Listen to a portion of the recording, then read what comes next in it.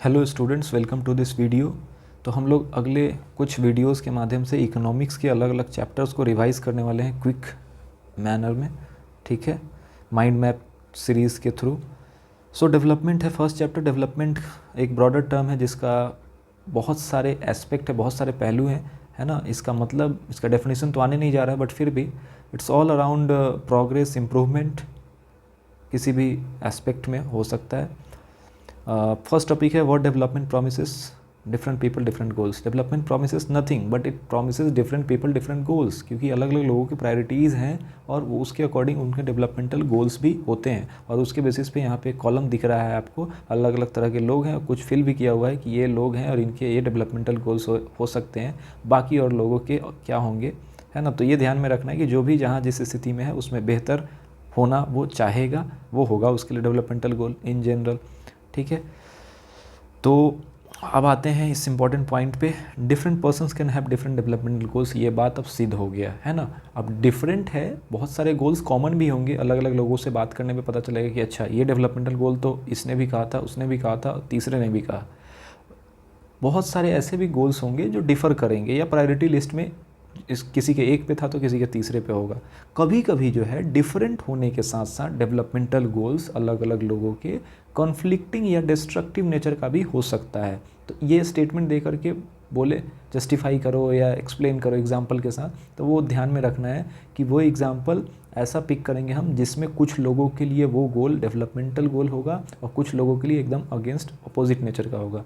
और उसको लिखने के लिए ध्यान में वो डैम वाला एग्जाम्पल हमेशा के लिए फिट बैठेगा, वो कि जिन लोगों को आप डिस्प्लेस करोगे उस जगह से जहाँ को डैम बनेगा, उन लोगों के लिए तो वो डेवलपमेंटल गोल नहीं होगा। लेकिन डेवलपमेंटल गोल किन के लिए होगा? जहाँ उस डैम के माध्यम से इलेक्ट्रिसिटी प्रोवाइड किया जाएगा, या उस डैम के पानी से जिन लोगों के खेतों तक पानी पहुंचेगा इरिगेशन के लिए, तो उनके लिए तो डेवलपमेंटल गोल होगा। लेकिन जो लोग वहाँ से डिस्प्लेस हो रहे हैं और जहाँ को उनको मूव किया जा रहा है वो सेटिस्फाइड नहीं है और वो उस चीज़ का विरोध भी करेंगे।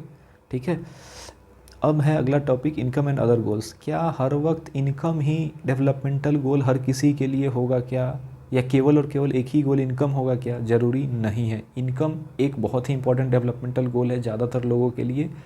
इसके अलावा भी और डेवलपमेंटल गोल्स हो सकते हैं, जैसे कि non materialistic things like equality, freedom, no discrimination, security, ये सब चीज़ें भी हो सकता है इनकम के अलावा डेवलपमेंटल गोल्स। तो ऐसे लिस्ट आउट करने के लिए short question, very short answer में पूछा जा सकता है। यानी कि ये हमको क्या बता रहा है, इनकम के अलावा भी डेवलपमेंटल गोल्स होते हैं लोगों के। मतलब लोग जो हैं, people look at mix of goals, है ना, कि इनकम भी बढ़ जाए, सिक्योरिटी भी मिले, समाज में इक्वालिटी भी हो, डिस्क्रिमिनेशन भी फेस ना करना पड़े।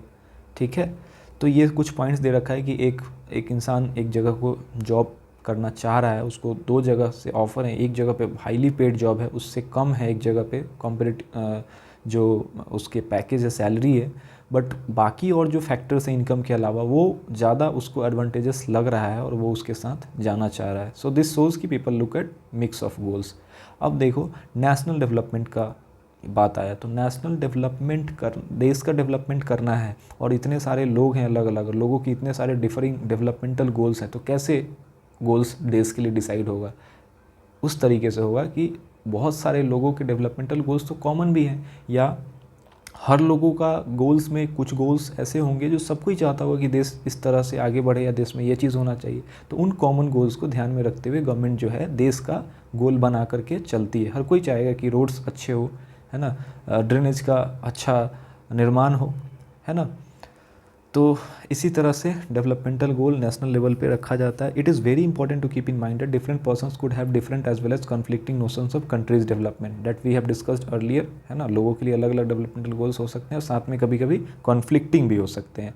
अब ये देखो, डेवलपमेंटल गोल अगर कंट्री कॉमन गोल्स को ना रखे तो कुछ जो लोग हैं अपने गोल्स को अचीव करने के लिए, अपने डेवलपमेंटल गोल्स को अचीव करने के लिए बहुत सारे लोगों के इंटरेस्ट के खिलाफ स्टेप ले लेंगे। जैसे कि ये एक अफ्रीका के कंट्री का एग्जांपल दे रखा है कि टॉक्सिक मटेरियल को ओपन में डंप कर दिया तो बहुत सारे लोगों को नुकसान हुआ। अगर वहाँ पे रूल्स होते एक एनवायरनमेंट को लेकर के, जो कि हर कोई चाहता है कि एनवायरनमेंट पॉल्यूशन फ्री हो, तो ये कॉमन डेवलपमेंटल गोल को ध्यान में रखते हुए वहाँ नियम कानून बन रहे होते तो शायद ऐसी नौबत नहीं आती।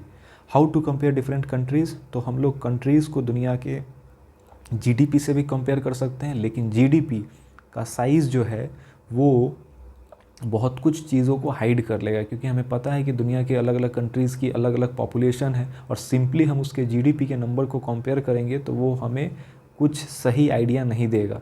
ठीक है, जीडीपी है क्या? Value of all the final goods and services produced in a particular region in a particular time period. 3 चीज़ें हमेशा ध्यान में रखना है जीडीपी जब भी आए। Final value of goods and services, दूसरा एक पर्टिकुलर टाइम पीरियड के अंदर हम कैलकुलेट करते हैं, और तीसरा एक पर्टिकुलर रीजन में, है ना, एक पर्टिकुलर जगह का हम लोग देखते हैं, चाहे वो कंट्री हो, चाहे वो स्टेट हो, चाहे वो डिस्ट्रिक्ट भी हो सकता है। और एक तरीका क्या हो सकता है कंपेयर करने का जो कि बेहतर होगा जीडीपी से, वो है पर कैपिटा इनकम। ये कैसे निकालते हैं? अब सपोज़ करो कि जीडीपी है कंट्री का पूरा टोटल इनकम, और उसको हम डिवाइड कर दें नेशनल इनकम को वहाँ के टोटल पॉपुलेशन से, तो वो पर कैपिटा इनकम आ जाएगा। और ये जो कंपैरिजन होगा वो बेहतर होगा, क्योंकि यहाँ पे आपने पॉपुलेशन को कंसिडर कर लिया है। ठीक है, बट ये भी फ्लॉलेस नहीं है, इसमें अभी भी कमी है एवरेज में, लेकिन ये प्रैक्टिकल है।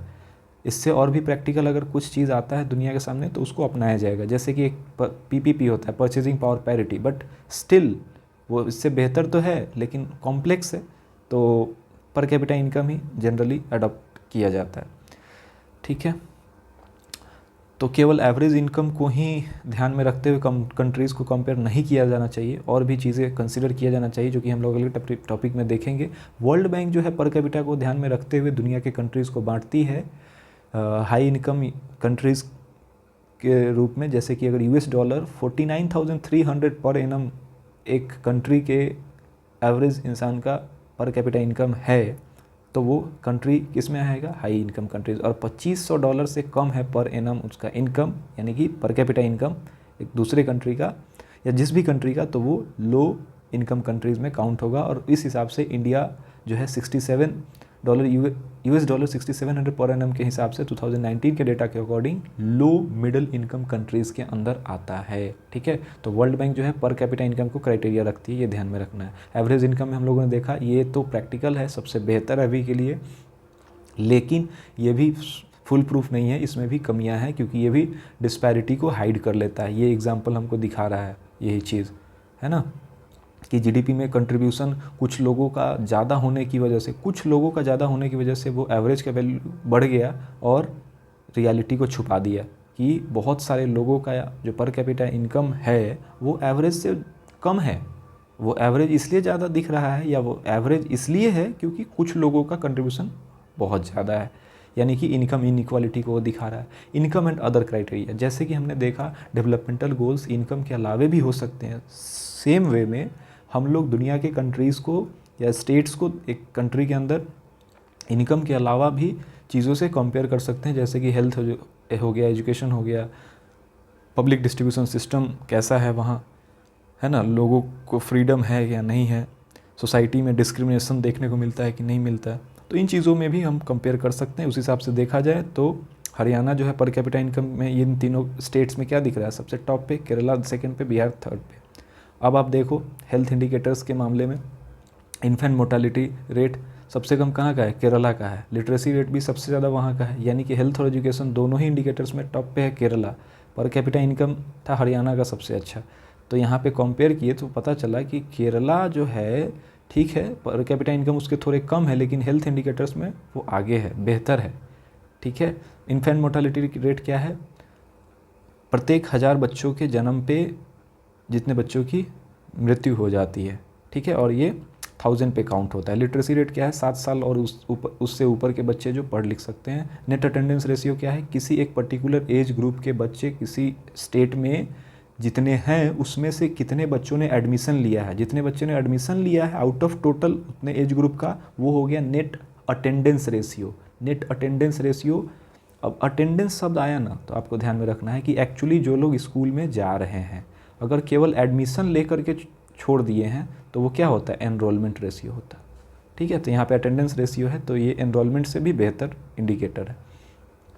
ठीक है, पब्लिक फैसिलिटीज़ क्या है? पब्लिक फैसिलिटीज़ वो फैसिलिटीज़ है जो सरकार प्रोवाइड करती है, इस बात को ध्यान में रखते हुए कि ज़्यादातर लोगों को इसके फ़ायदे होंगे, ज़्यादातर लोगों को ये सुविधा मिलेगा। ठीक है, और कुछ चीज़ें ऐसी हैं जो अगर हम प्राइवेट लोगों के प्राइवेट सेक्टर के लिए छोड़ दें तो वो नहीं करेंगे, क्योंकि वो प्रॉफिट को ध्यान में रखते हुए देखेंगे कितना इन्वेस्टमेंट है, प्रॉफिट होगा नहीं, छोड़ देंगे। इसलिए कुछ चीज़ें जो हैं पब्लिक यानी कि सरकार के द्वारा ही प्रोवाइड किया जाना चाहिए, क्योंकि उनका प्रॉफिट केवल और केवल मोटिव नहीं होता है। ठीक है, जैसे कि इन्वायरमेंट पॉल्यूशन फ्री होगा, अगर हम छोड़ दें इंडस्ट्रियलिस्ट के ऊपर तो उनको फ़र्क नहीं पड़ेगा, प्रॉफिट के सामने वो सब देखेंगे नहीं। लेकिन गवर्नमेंट के हाथ में होगी ये चीज़ें तो वो रूल्स एंड रेगुलेशंस बनाते रहेंगे। केरला में लो इन्फेंट मोर्टेलिटी रेट क्यों था? क्योंकि वहाँ पे हेल्थ फैसिलिटीज़ बेहतर होंगे। किसी एक पर्टिकुलर स्टेट में हंगर की स्थिति मतलब हंगर में जी रहे लोगों की संख्या कम होगी, हो सकता है कि वहाँ पब्लिक डिस्ट्रीब्यूशन सिस्टम बेहतर हो। ठीक है, अब ये देखो BMI body mass index formula ध्यान में रखना है, एक आध नंबर वाले क्वेश्चन में आ सकता है। Weight in KG, weight numerator में, हाइट जो है डिनोमिनेटर में, वो किस में? Metre square. Weight in KG upon height in metre का स्क्वायर। ठीक है, अब ये भी आप ध्यान में रख सकते हो, अगर 18 से कम है BMI तो अंडर वेट, 18 से 25 है तो वो नॉर्मल है। ठीक है, 25 से 30 है तो वो ओवर वेट है, और 30 से ऊपर है तो वो तो ओबेसिटी बीमारी के शिकार हो गए हैं। ह्यूमन डेवलपमेंट रिपोर्ट, अब वर्ल्ड बैंक जो है पर कैपिटा इनकम को ध्यान में रखते हुए दुनिया को कंपेयर करती है, लेकिन UNDP United Nations Development Programme Human Development Report जारी करती है, और ये बेहतर है कंपेयर करने के लिए, क्योंकि इसमें पर कैपिटा इनकम के अलावा हेल्थ इंडिकेटर्स और एजुकेशन के को भी ध्यान में रखा जाता है। ठीक है, और इसमें ह्यूमन शब्द आ रहा है, इसी से पता चल रहा है कि डेवलपमेंट का क्या स्टेटस है, वो ये इस तरीके से देखा जाना चाहिए कि वहाँ के लोग कैसा लाइफ जी रहे हैं। ठीक है, मूविंग अहेड, वही बात यहाँ पे भी लिख रखा है, सस्टेनेबिलिटी ऑफ डेवलपमेंट। सस्टेनेबिलिटी, जहाँ पे भी सस्टेनेबल डेवलपमेंट का कॉन्सेप्ट आएगा, हमें दो बात दिमाग में आने ही चाहिए कि ऐसा डेवलपमेंट जहाँ पे फ्यूचर जनरेशन के नीड्स के साथ कॉम्प्रोमाइज़ नहीं हो रहा है, उनके नीड्स को हम ध्यान में रखते हुए डेवलपमेंट कर रहे हैं, और दूसरा, कम से कम हम इन्वायरमेंट को डैमेज करने का कोशिश करते हैं वैसे डेवलपमेंट में।